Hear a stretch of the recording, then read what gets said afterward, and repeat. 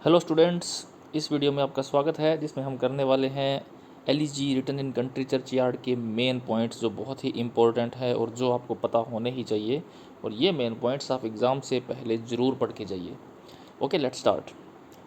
एलईजी written in country churchyard by Thomas Gray is a contemplative poem that reflects on.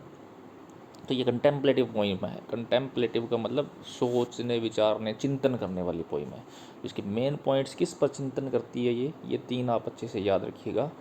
एक तो ये death पर है। Elegy हमेशा डेथ पर ही लिखी जाती है। एलिजी वो पोइम होती है जो शोक व्यक्त करती है, मौर्न एक्सप्रेस करती है किसी के जाने के बाद। तो यहाँ पे किसी एक खास व्यक्ति के जाने के बाद शोक नहीं व्यक्त किया गया है। यहाँ पे वो गांव के जो आम लोग होते हैं, जो सारे लोग मर जाते हैं बिना सेलिब्रेट किए हुए, या जिनके पीछे कोई भी सम्मान नहीं व्यक्त किया जाता, तो उन लोगों के प्रति ये एक शोक गीत है, एक एलिजी है। तो सबसे पहले जो इसकी थीम है वो है डेथ की, और दूसरी थीम है द पैसेज ऑफ टाइम, किस तरह से टाइम बीत जाता है। और तीसरी थीम है the lives of ordinary people, जो आम लोग जो होते हैं उनके बारे में बताया गया है किस तरह से वो जब मर जाते हैं तो उनके पीछे से कोई भी ज़्यादा उनका सम्मान नहीं किया जाता है, सब उनको भुला दिया जाता है इजीली। तो ये मेन पॉइंट्स हैं, इसकी मेन थीम है। ओके, आगे सबसे पहले हम देखते हैं स्ट्रक्चर ऑफ द पोइम। ये ज़रूर याद रखिएगा आप 1742 और 1751। तो इस टाइम तो ये लिखी गई थी 1742 में और पब्लिश हुई थी 1751 में। राइटर का नाम बहुत इंपॉर्टेंट है, टॉमस ग्रे। तो स्ट्रक्चर पे आते हैं। The poem consist of 33 stanzas. तो बहुत ही बड़ी पोइम है, 33 स्टेंजा है। Each stanza has 4 lines, 4 line का एक स्टेंजा है। Each stanza has 4 lines with iambic pentameter. और लिखा किस में गया है? आयाम्बिक पेंटामीटर में लिखा गया है। ये बहुत ही इंपॉर्टेंट पॉइंट है इसका। आयाम्बिक पेंटामीटर आपको पता होना चाहिए क्या होता है। 10 सिलेबल की लाइन होती है, 1 स्ट्रेस और पहला अनस्ट्रेस, दूसरा स्ट्रेस्ड, इस तरह के उसमें 5 फीट होते हैं। The first and the third line rhyme at the ending. पहली और तीसरी लाइन की राइम सेम है, दूसरी और चौथी की सेम है। The second and fourth lines rhyme at the ending of each stanza. The rhyming scheme is A B A B. Rhyme scheme जो है वो है A B C D E F. As an elegy this poem mourns the death of ordinary man. ये बहुत ही important line है कि ये poem किसके प्रति शोक व्यक्त करती है? ऑर्डिनरी आदमी लोग, ऑर्डिनरी लोग जो मर गए हैं, जिनके पीछे कोई ज़्यादा सम्मान नहीं दिया गया लोगों द्वारा। In the poem grey talks about the death and the lives of the middle class people. तो एक छोटा सा गांव है, उसके कब्रिस्तान में बैठा हुआ है पोइट, और उस कब्र में दफन जो आम लोग थे उस गांव के, उनके मृत्यु पर शोक व्यक्त कर रहा है। और बाद में अपनी मृत्यु पर भी आता है कि मैं भी ऐसे ही मर जाऊंगा एक दिन और मेरे पीछे भी कोई ज़्यादा मुझे याद करने वाला कोई नहीं होगा। तो सेटिंग क्या है पोइम की? The poem opens with a serene melancholic description of rural churchyard. तो पहली जो लाइन है, फर्स्ट लाइन है, उसमें वो वर्णन करता है कि जिस कब्रिस्तान में वो बैठा हुआ है उसके आसपास का माहौल कैसा है। तो वो है सीरेन है, पवित्र है, मेलंकलिक है, उदासी भरा है। और वो एक रूरल चर्च यार्ड में बैठा है, यानी एक गांव का एक कब्रिस्तान है। एट ट्वाइलाइट, ट्वाइलाइट होता है सांझ का समय, जब धीरे धीरे सूर्य की रोशनी मध्यम पड़ती जाती है और हम अपनी लाइट्स जला लेते हैं। सेटिंग ए सॉम्बर टोन। तो इसकी पोइम की जो टोन है वो सॉम्बर टोन है। सॉम्बर का मतलब गंभीर है इसकी टोन। यूनिवर्सल मोर्टेलिटी, अगला पॉइंट आता है यूनिवर्सल मोर्टेलिटी का, यानी इस दुनिया में कोई भी चीज़ स्थायी नहीं है, हर चीज़ नश्वर है, मोर्टल है। तो वो कहता है भले ही बड़े लोग हों, भले ही छोटे लोग हों, अमीर हों, गरीब हों, सब एक दिन चले जाने हैं। Grey emphasises that death is a universal experience. तो डेथ हर एक को होती है, हर कोई इसका एक्सपीरियंस करता है। It affects both the rich and poor alike. तो हर गरीब या अमीर आदमी कोई भी है वो बच नहीं सकता है। अमीर भले ही कितना ही घमंड कर ले अपनी दौलत का, लेकिन मरेंगे जरूर एक दिन। The lives of the common people, अगला मेन पॉइंट है। इस पोइम में कॉमन पीपल की जो लाइव्स है उसको सेलिब्रेट किया गया है। The poet reflects on the simple lives of the rural poor whose achievements and struggles often go unnoticed and uncelebrated। तो उन गरीब लोगों का इसमें जिक्र किया गया है जिन गरीब लोगों के मरने के बाद उनको कोई याद नहीं करता, उनकी अचीवमेंट्स को भुला दिया जाता है, उनके स्ट्रगल्स को भुला दिया जाता है, उनको सेलिब्रेट करने वाला और नोटिस करने वाला कोई नहीं होता है। Potential unfulfilled, he muses on the potential of those humble individuals that went unrealized due to their lack of opportunity and education। तो इसमें बताया गया है कि उन लोगों की पोटेंशियल तो बहुत थी जो गांव में पैदा हुए, लेकिन उनको अपने टैलेंट को दिखाने का अवसर ही नहीं मिला। उनके अंदर जो पोटेंशियल थी वो अनफुलफिल्ड ही रह गई, यानी उसका यूज ही नहीं हो पाया। और वो इंडिविजुअल्स हम्बल थे, काफ़ी विनम्र थे, और उनकी जो पोटेंशियल को रियलाइज़ नहीं कर पाया क्योंकि उन्हें अपॉर्चुनिटी नहीं मिली थी, ना ही उनको एजुकेशन मिली थी। Critic of ambition and fame. अब एम्बिशन और फेम की इसमें आलोचना की गई है। एम्बिशन और फेम का मतलब यहाँ पे एम्बिशन उन लोगों का है जो महत्वाकांक्षी लोग हैं, एम्बिशन उन लोगों के लिए है, और फेम यानी वो जो प्रसिद्ध लोग हैं, तो उन लोगों के बारे में बात की गई है।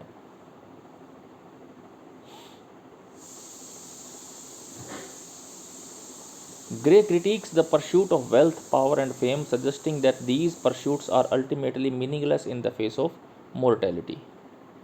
तो ग्रे आलोचना करता है उन लोगों की जो वेल्थ का परस्यूट करते हैं, यानी धन कमाने में लगे रहते हैं, पावर पाने में लगे रहते हैं, फेम पाने में लगे रहते हैं, और ये जो परस्यूट्स हैं अल्टीमेटली मीनिंगलेस, ये मीनिंगलेस हैं, और मोर्टेलिटी को फेस करते हैं। यानी भले ही आप कितना भी पैसा कमा लो, कितने भी प्रसिद्ध हो जाओ, लेकिन आपको एक न एक दिन मरना पड़ेगा, एक न एक दिन आपका अंत जरूर होगा। इसका मतलब ये नहीं है कि आप कभी भी मरोगे नहीं।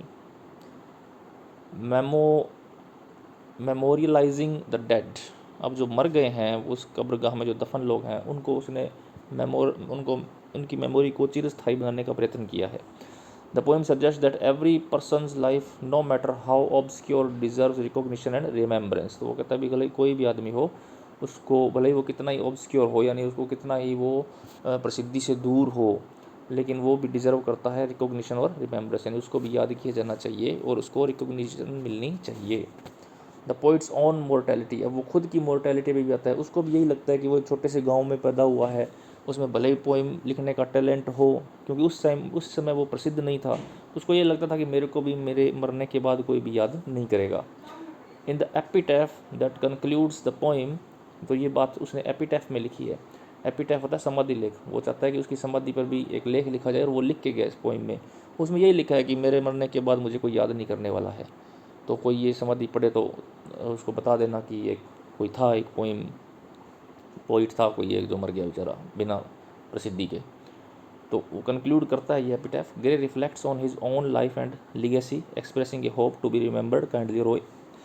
थोड़ी सी होप भी व्यक्त करता है कि शायद उसको लोग याद करें उसकी कविता के लिए, लेकिन बाद में तो उसको बहुत प्रसिद्धि मिली और हम उसकी पोइम पढ़ भी रहे हैं। देखिए, overall the poem is a poignant meditation on human existence, social inequality and the enduring value of each individual's life।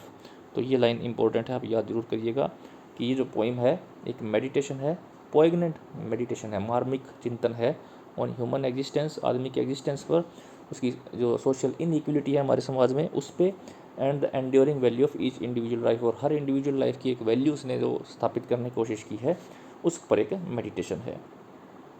बहुत ही फेमस पोइम है ये लिटरेचर वर्ल्ड में, और इसकी बहुत सारी इंपॉर्टेंट लाइंस भी है। थोड़ी सी हम एक बार नज़र मार लेते हैं ताकि कोई एक्सप्लेनेशन आए तो आपको पता लग जाए कि इस पोइम में से लाइंस हैं।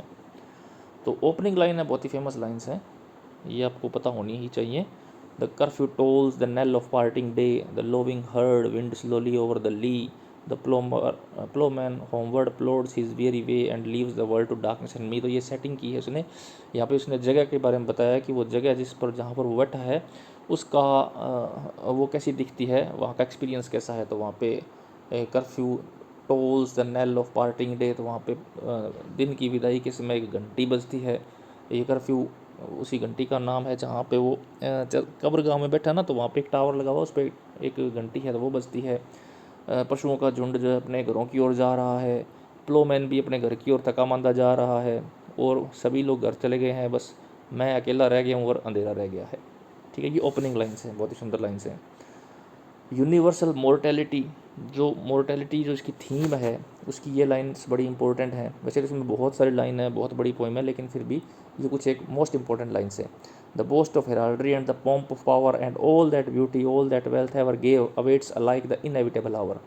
तो वो कहता है कि जो किसी को अपने वंश का घमंड होता है, किसी को पावर का घमंड होता है, किसी को ब्यूटी का घमंड होता है, किसी के धन का घमंड होता है, लेकिन वो सब एक ही चीज़ का वेट करते हैं, इनएविटेबल आवर यानी मौत का। यानी हर चीज़ का अंत जरूर होता है।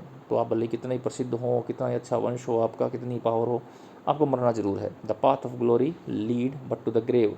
तो ग्लोरी के जो गलियारे हैं, जो जो जितनी भी शान और शौकत है दुनिया की, वो सब के सब अंत में ग्रेव में ही जाते हैं, कब्र में ही जाते हैं। Lives of the common people, तो कॉमन पीपल की लाइव्स को किस तरह से इसमें हाईलाइट किया गया है। Let not ambition mock their useful toil, their homely joys and destiny obscures. तो वो कहता है कि जो एम्बिशन है, एम्बिशन का मतलब शहर के जो लोग हैं, शहर के जो महत्वाकांक्षी लोग हैं, धनी लोग हैं, वो उनके टॉयल का मजाक ना उड़ाएं। जो गांव के जो लोग हैं, जो श्रम करते हैं, छोटे मोटे काम करते हैं, उनका मजाक ना उड़ाए। उनके जो होमली जॉयज़ हैं, यानी उनके जो सीधे साधे जो आनंद हैं, एंटरटेनमेंट के साधन, उनका मजाक ना उड़ाएं। और उनकी ऑब्सक्योर डेस्टिनी का मजाक ना उड़ाएं, कि वो ऑब्सक्योर रह जाते हैं दुनिया में, कोई इनको जानता नहीं है, तो उसका मजाक ना उड़ाएं। Nor grandeur hear with a disdainful smile the short and simple annals of the poor. और जो पुअर लोगों की शॉर्ट और सिंपल एनल्स होती हैं, उनकी सिंपल सी कहानी होती है, उनकी जीवन में कोई ज़्यादा बड़ी घटनाएं नहीं घटती है। तो ग्रैंडर जो है, ग्रैंडर का मतलब शहर के जो लोग होते हैं भव्यता में रहते हैं, तो उसको पर्सोनीफाई कर दिया गया है, शहर के लोगों की भव्यता को ग्रैंडर बोल दिया गया है, कि वो डिस्डेनफुल स्माइल ना दे उनके प्रति, यानी उनके प्रति घृणा ना रखे। पोटेंशियल अनफुलफिल्ड, ये जो थीम हमने ऊपर पढ़ी थी उसकी ये लाइन है, एग्जांपल है। Full many a gems of purest ray serene the dark unfathomed caves of ocean bear. तो वो ये कहता है कि ओशन की गहराइयों में बहुत सारे रत्न छुपे रहते हैं, लेकिन उनकी प्रशंसा करने वाला कोई नहीं होता है। उसी तरह से गाँवों में भी बहुत सारे लोग ऐसे होते हैं जो टैलेंटेड होते हैं, लेकिन उनको अपॉर्चुनिटी नहीं मिलती, उनकी तारीफ नहीं होती। Full many a flower is born blush unseen and waste its sweetness on the desert. और रेगिस्तान के अंदर या जंगलों के अंदर बहुत सारे सुंदर सुंदर फूल खिलते हैं, लेकिन उनको देखने वाला कोई नहीं होता, उनकी तारीफ़ करने वाला कोई नहीं होता। ऐसे ही गांव के लोग होते हैं, वो बेचारे गांव में जीते हैं, गांव में ही मर जाते हैं। आगे critic of ambition and fame, ambition और फेम का इसमें आलोचना की गई है। The applause of listening senates to command, the threats of pain and ruin to despise, to scatter plenty over a smiling land and read their history in nations eye. तो ये बातें की गई हैं कि जो महापुरुष लोग होते हैं, कई बार जिनका हिस्ट्री में योगदान होता है या जिनकी हिस्ट्री हम पढ़ते हैं, वो लोग जो हैं वो शहरों में ही होते हैं, और वो इसलिए महान हो जाते हैं क्योंकि उनको मौका मिल जाता है। लेकिन गाँवों में भी हो सकता है ऐसे लोग रहे हों जो कुछ ना कुछ कर पाते देश के लिए, लेकिन उनको मौका नहीं मिला, तो वो फेमस होने से रह गए। Okay, perhaps in this neglected spot is laid some heart pregnant with celestial fire. अब एक कब्र की ओर इशारा करके वो कहता है कि ये जो नेग्लेक्टेड स्पॉट है, ये जो नेग्लेक्टेड जगह है, हो सकता है यहाँ पे कोई ऐसा आदमी दफन हो जो सेलेस्टियल फायर से प्रेग्नेंट था। प्रेग्नेंट का मतलब जिसको ये मतलब वरदान मिला हुआ था सेलेस्टियल फायर का, जिसमें हो सकता है कि दैवीय गुण हो कोई ना कोई, लेकिन उसको मौका नहीं मिला उसको शो करने का। Hands that the rod of empire might have swayed. और इसमें यह भी लिखा है कि हो सकता है कि इन कब्रों के नीचे वो आदमी भी दफन हो जो अच्छे से एम्पर बन सकते हो, या अच्छे से देश का शासन चला सकते हो, उनके अंदर टैलेंट रहा हो। और wake to ecstasy the living lyre, या हो सकता है कोई बहुत ही बड़ा म्यूजिशियन रहा हो सकता हो, तो जिसको मौका ना मिला हो। तो ऐसे बहुत सारे लोग होते हैं जो बेचारे संसाधनों के अभाव में अपनी प्रतिभा नहीं दिखा पाते हैं। ये लाइनें उन्हीं को शो करती हैं। द पोइट्स ओन मोर्टेलिटी, अब पोइट को खुद को भी ये डर है कि वो सोचता है कि उसके अंदर भी टैलेंट है, क्योंकि वो पोइम लिखने का शौकीन है, लेकिन उसको ये लगता है कि उसकी पोइम्स को कोई पढ़ने वाला नहीं होगा, वो ऐसे ही मर जाएगा, उसको कोई तारीफ़ नहीं मिलेगी। लेकिन हाँ, उसको मरने के बाद ज़रूर तारीफ़ें मिली है। ये जो एलिजी है ये बहुत ही फेमस पोइम है जो पूरी दुनिया भर में पढ़ी जाती है। तो ये जो पोइट का जो डर था वो यहाँ पे तो दूर होता हमें दिखाई दे रहा है, लेकिन हो सकता है उसको जीवन काल में उसको इस प्रसिद्धि ना मिली हो। तो ये एपिटैफ है, here rest the this his head upon the lap of earth a youth to fortune and fame to fame unknown. वो कहता है कि यहाँ पे एक ऐसा आदमी लेटा हुआ है, वो अपनी ही समाधि का लेख तैयार करके गया कि मेरी समाधि पे लिखना है कि यहाँ पे एक ऐसा आदमी लेटा हुआ है जिसको कभी प्रसिद्धि नहीं मिली। Fair science frowned not on his humble birth and melancholy marked him for his own. तो जो साइंस जो था उसके प्रति हमेशा गुस्सैल ही रहा था, यानी उसको कभी साइंस का फेवर नहीं मिला, और मेलंकली उसको अपना समझती थी, यानी वो हमेशा उदास ही रहता था। Large was his bounty and his soul sincere, heaven did a recompense as largely send, he gave to misery all he had a tear. तो इन लाइनों में सारी वही बातें लिखी गई हैं कि उसको कभी भी मौका नहीं मिला अपने टैलेंट को दिखाने का। He gained from heaven, it was all he wished, a friend, no farther seek his merits to disclose, or draw his fealty from their dread abode. They are they alike in trembling hope repose the bosom of his father and his God. तो ये जो एपिटैफ है इसको आप 2-3 बार पढ़ लीजिएगा, अगर आपको थोड़ा सा ये फेमिलियर हो जाइए इसके लिए, ताकि अगर बाई चांस कोई एक्सप्लेनेशन आ जाए तो आप इसको एक्सप्लेन कर पाओ वहाँ पे, ठीक है। तो अगर इसको आपको पूरी फुल एक्सप्लेनेशन देखनी तो ये पोएम बहुत बड़ी है, इसको टाइम काफ़ी लगता है।